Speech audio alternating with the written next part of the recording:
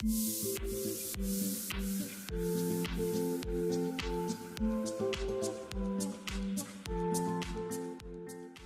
ai pensé beaucoup de bien. Moi, c'était ma première participation.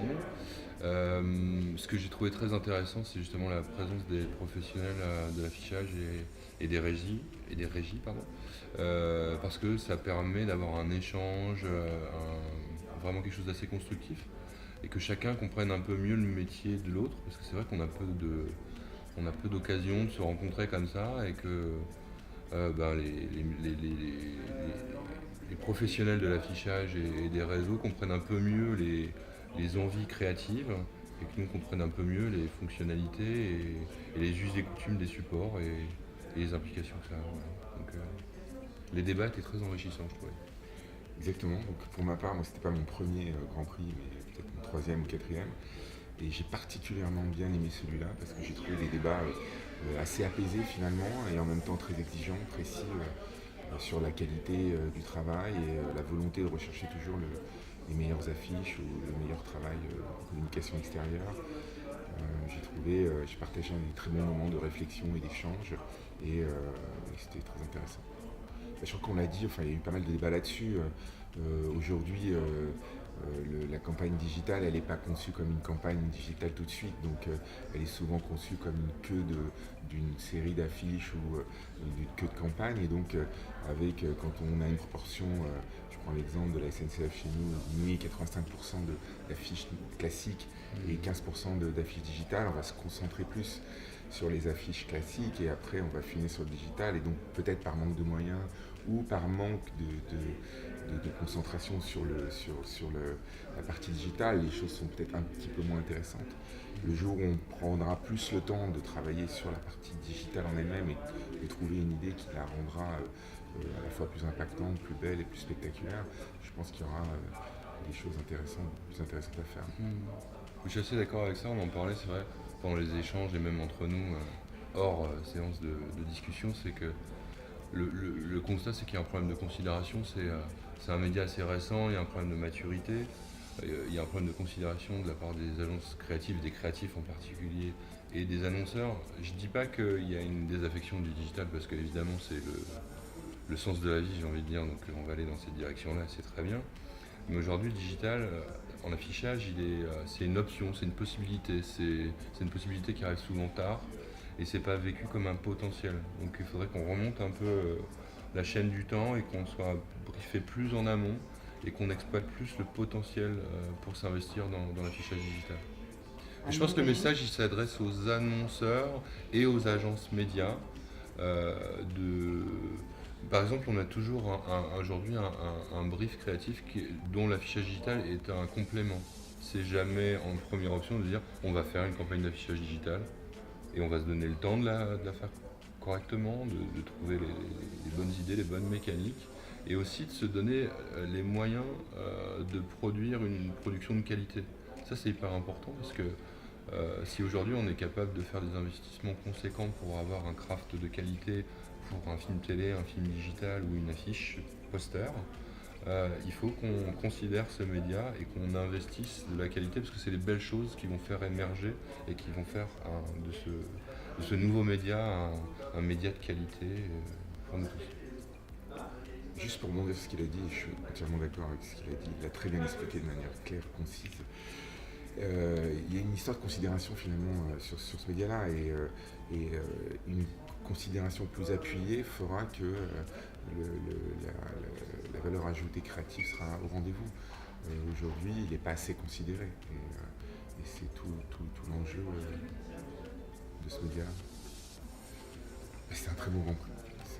C'est un très beau Grand Prix. C'est un Grand Prix du happening finalement. Ce jeu avec le miroir de l'eau. Il y a beaucoup de poésie. Finalement, c'est pas grand chose. C'est une bâche sur le brief, il n'y avait pas grand chose. Et à la fin, ça se révèle être une espèce de renversement, une espèce de décalage. Et il y a beaucoup d'étrangeté dans le bon sens. Et ça fait quelque chose de très créatif à l'arrivée. Et on a particulièrement bien aimé cette affiche. Moi je pense que effectivement c'est un super grand prix, ça le mérite amplement, En plus, c'est un très très grand format, donc c'est un beau Grand Prix. Je trouve que c'est une bonne réponse aussi à la question qu'on avait tous eue sur l'affichage digital, l'affichage out of home.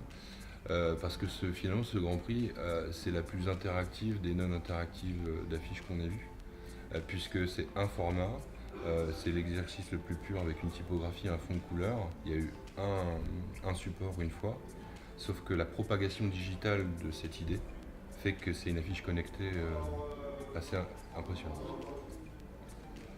Juste pour finir, peut-être en conclusion de tout ce qu'on a vu, on a un joli palmarès qui a 11 prix pour l'instant et toute la considération qu'on a pour ce média, elle est globalement, et l'intérêt fait que l'affichage aujourd'hui est peut-être le média, on avait parlé de média protéiforme, et finalement il épouse toutes les formes de la vie, et on disait finalement, quand on voyait l'équipe, c'est presque un print dans le métro, c'est presque une presse dans le métro, quand on voit 10 heures, c'est du happening, c'est de la sculpture, le EasyJet, c'est presque du happening, quand on voit des affiches classiques comme Kiloutou, Monoprix, c'est un affichage classique, et c'est un des rares, c'est le seul média finalement qui peut retrouver une modernité dans sa forme et qui épouse des formes totalement diverses de communication.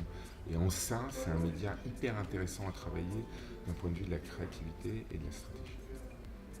Voilà, j'ai envie de répondre, il y a deux campagnes qu'on aime bien à l'agence sur Rosa Parks, c'est Kiloutou et Monoprix. Monoprix parce que c'est une continuité et que finalement ça reste un affichage classique mais à la fois réinventé dans sa forme avec des couleurs étonnantes et un langage aussi étonnant. Et Kiloutou, beaucoup d'originalité je trouve pour un produit qui est peut-être pas le plus passionnant au départ et avec des affiches à l'arrivée qui sont assez étonnantes et impactantes. Pour dire du mal 2 secondes des campagnes de Rosa Parks, moi j'étais assez bluffé sur l'excellence de direction artistique de ces 2 campagnes, donc que ce soit Kiloutou ou Monoprix, il y a effectivement l'idée et puis les règles d'usage qui sont parfaitement maîtrisées, une direction artistique, une rédaction qui sont exemplaires, donc c'est des campagnes magnifiques. Et pour parler des campagnes de BETC, les 2 campagnes dont j'étais fier de voir, non pas de défendre parce que j'en avais pas le droit, mais de les voir en tout cas être poussées par les autres. Ces 2 campagnes, c'est la campagne Canal+ pour le Bureau des légendes, et puis je dirais l'événementiel, l'affichage événementiel pour Lacoste sur la Bibliothèque nationale. Au-delà de l'idée conceptuelle qui a été mise en place pour ces 2 campagnes, donc l'une étant une campagne aéroport, un dispositif aéroport pour souhaiter la bienvenue aux espions étrangers sur le sol français pour promouvoir la 4e saison, si je ne dis pas de bêtises, du Bureau des légendes, qui est une série originale de Canal+. Donc là, vraiment, il y a une intelligence de travail main dans la main avec l'agence média, puisque l'idée vient de l'agence de faire un dispositif particulier aéroport, parce que ça fait sens dans l'idée, d'aller voir l'agence média, d'avoir une proposition commune et d'avoir le client en disant voilà, en fait on a une idée, tout inclus, il y a l'idée, la mécanique, le média, on a pensé à tout. Et en fait c'est une vraie campagne intégrée d'affichage en fait. Et elle a le point commun avec la campagne Lacoste, c'est d'avoir conscience du contexte dans lequel elle évolue. Parce que le média affichage, effectivement, c'est pas juste un métier passif devant lequel on passe, tout simplement. C'est un média qui résonne avec une audience publique qui fait corps avec l'idée. Et donc, la campagne Lacoste, avec René Lacoste qui joue avec Djokovic, cette interactivité est assez incroyable. Et puis, effectivement, elle joue sur le contexte de cette architecture qui fait résonner l'idée et les gens qui la regardent. Voilà. Juste pour finir sur le Bureau des légendes, une magnifique campagne parce que souvent l'affichage en aéroport est une débauche de spectacles avec les grands parfumeurs, etc. Et là-dedans, il y a quelque chose de très simple. À l'arrivée des bagages, je pense qu'il y a beaucoup d'espions. D'ailleurs, j'ai un ami espion qui l'a vu et qui l'a trouvé très drôle. Et, tu peux nous donner son nom? Et il y a un côté simple et super bien pensé et super bien géolocalisé. Dans la conception de cette campagne et dans son rendu. Et Joko, c'est sublime dans l'impact et c'est hors format et c'est intéressant parce que finalement c'est la ville qui reprend toute sa force et c'est comment l'affichage est sublimé dans l'urbanisme et c'était très réussi. Et on parlait de contenu aussi, c'est que c'était pour les 100 ans de la marque, donc il y a effectivement cet anniversaire de faire jouer le fondateur avec aujourd'hui l'ambassadeur de la marque. Et on parlait de contenu dédié tout à l'heure. Djokovic, il a été tourné spécifiquement pour être intégré à cet immeuble dans sa partie pour que effectivement l'échange de balles corresponde. C'est pas juste une plate vidéo qu'on a récupérée. Donc il y a une nécessité effectivement d'avoir la bonne idée, le bon support, mais le contenu est essentiel pour faire quelque chose de qualité qui fonctionne. Alors, c'est aussi- Moi, je crois qu'il fait partie de l'agence qui a fait pas mal de grands prix. Je pensais à des Evian. Je pense ouais, à ces campagnes qui ont marqué des générations. Et, ouais, Evian, c'est un exemple qui me vient comme ça. Et ça fait partie des grandes campagnes d'affichage. Il y en a d'autres. Moi, j'aurais dit évidemment la même chose. Evian, c'est la campagne qui m'a même marqué avant que je n'arrive à l'agence. Elle nous marque, nous tous, elle marque les gens.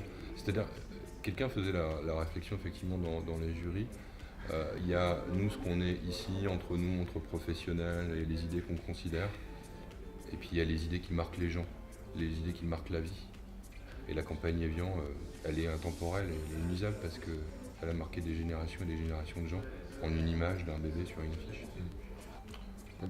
Peut-être on en a parlé un peu tout à l'heure, c'est-à-dire l'affiche elle est incroyable parce que dans sa forme en deux dimensions, il faut qu'elle provoque un impact, que ce soit une rédaction, soit une direction artistique sublime, et en 2-3 secondes il faut qu'elle catche les gens, mais après dans sa forme peut-être événementielle ou expérientielle, on peut réinventer des choses incroyables. De Fearless Girl par exemple, ses statues c'est presque de l'art. Dans sa forme, dans le métro, elle peut être aussi presque, on va se rapprocher d'elle pour lire des choses qu'on lirait pas à une certaine distance. Donc c'est un média super intéressant, populaire, à la fois populaire et de proximité.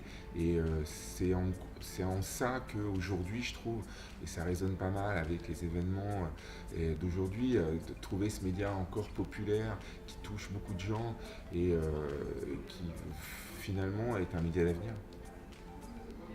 Moi je trouve moi, on m'a toujours expliqué quand j'étais plus jeune que si c'est une bonne idée, ça doit fonctionner en affichage parce que c'est l'exercice le plus précis, le plus pointu, le plus sharp, le plus contraignant aussi, parce que on a une feuille de papier, j'ai envie de dire, et donc il y a un exercice ultime qui est un exercice sous contrainte. Et je pense que si on a de très belles affiches aujourd'hui dans le palmarès, c'est qu'aujourd'hui on en maîtrise parfaitement les contraintes. Et on arrive, c'est une campagne d'affichage, c'est une partie d'échec créatif. Et quand on gagne cette partie d'échec, on fait des sublimes affiches. Et pour revenir à l'affichage digital et événementiel, et finalement tous les formats qui sont protéiformes, c'est peut-être ça qui nous manque, c'est plus une délimitation des contraintes pour que l'exercice créatif soit plus clair pour nous. Pour qu'on arrive à effectivement avoir à approcher l'excellence lorsqu'on aura défini toutes les possibilités, toutes les contraintes pour connaître parfaitement les règles du jeu.